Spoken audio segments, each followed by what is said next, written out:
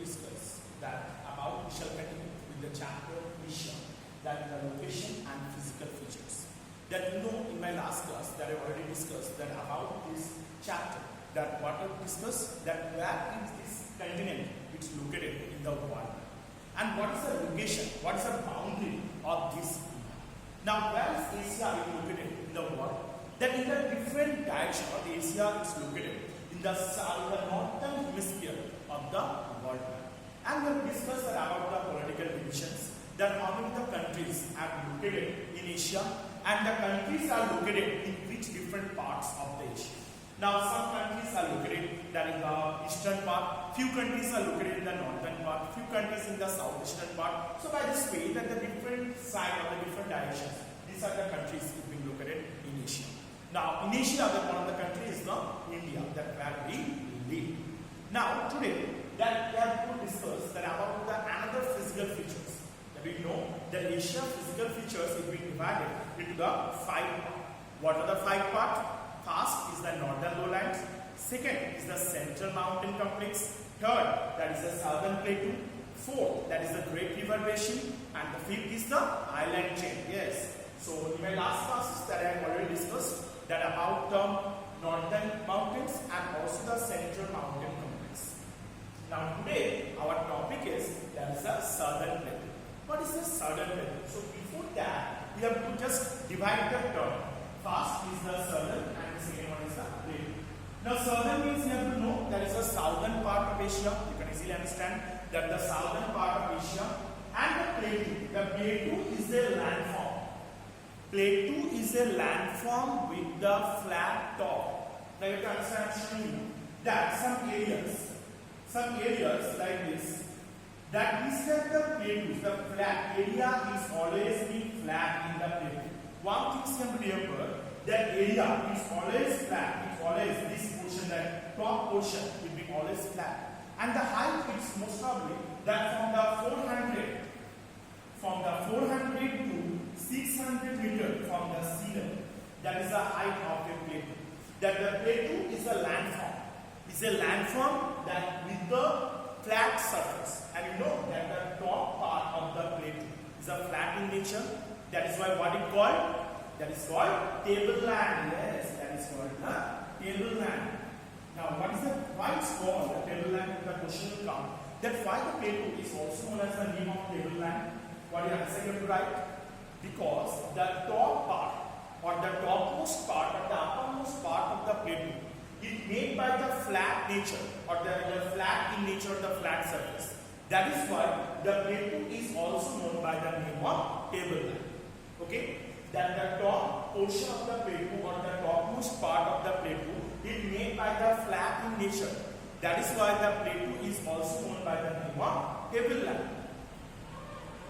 Now this plateau that is made in the Asia continent, that most of the plateaus are being found in the southern part of Asia. This is the southern part, and the one more important features about the plateau, that plateau is also known as the storehouse of minerals. Storehouse of minerals. What is the meaning of it? That in the plateau region we have to found the many or the different types of the minerals in a huge amount from the plateau. Like I want to give one example, that in the Chotnagpur plateau in India, that from where the largest amount of the minerals are being deposited in India. Now here is the Elysian plateaus are being composed by the old hard rocks and the south of the central mountain complex. And those are the Elysian plateaus. Elysian plateau means those are the plateaus are made many years before. These are the plateaus are known as the ancient plateaus. And these plateaus are made by the old hard rocks. What are the old hard rocks? Like the green igneous type of rock, basalt, granite. This type of rocks are used to make the plateau. And the plateaus are also in different types. What are the types of plateaus? They are already reading in the junior classes. That about the plateaus are different types. Again, just repeat once. That first, there is which one is the intermountain plateau. Second, there is a Piedmont plateau. Third, there is a dissected plateau. That fourth is a tectonic plateau. And the fifth is a depositional plateau. So these are the 5 types of the plateaus. And between them, there are different ones. Most of them gather in lava plateau. And this Arabian plateau is the east of the Red Sea and the gently in the northeast that where it meet with the valley of the Tigris River. And that the extremely dry, there are no rivers here.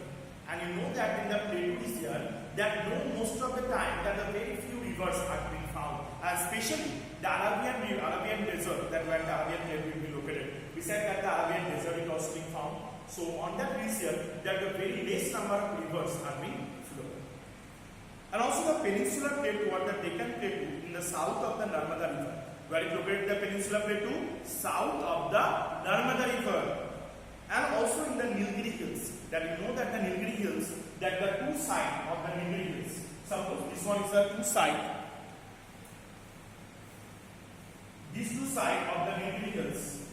That there is the Nilgiri hills. Now one side, which one is the eastern? Which one is the eastern side? So it's known as the Eastern Ghat.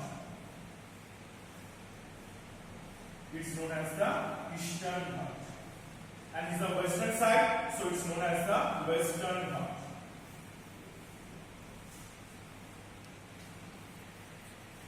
So it's known by the name of Western Ghats. Okay.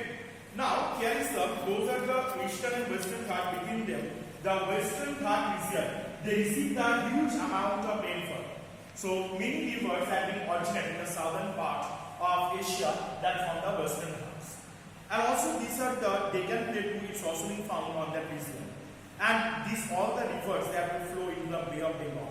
And some of the rivers that flow in this region, what are the rivers name? Godavari, Krishna, Kaveri, these are the South Indian rivers are flow over this region. So what is the name of the rivers? And the Godavari, Krishna and Kaveri, these are the South Indian rivers, they have to flow in the southern part of India. Between them, the Godavari is the longest one. And the Godavari river is also known as the Southern Ganga. Godavari rivers is also known by the Ganga or South India, the South Indian Ganga. That is called the Godavari river. So don't forget.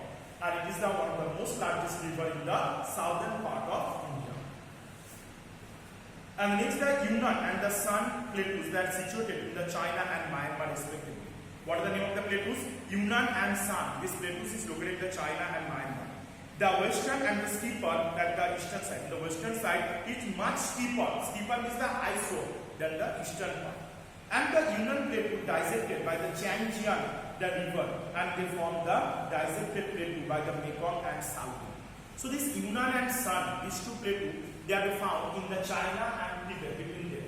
And this Yunnan plateau is being dissected by through the which river? By the Changjiang or through the Changjiang river.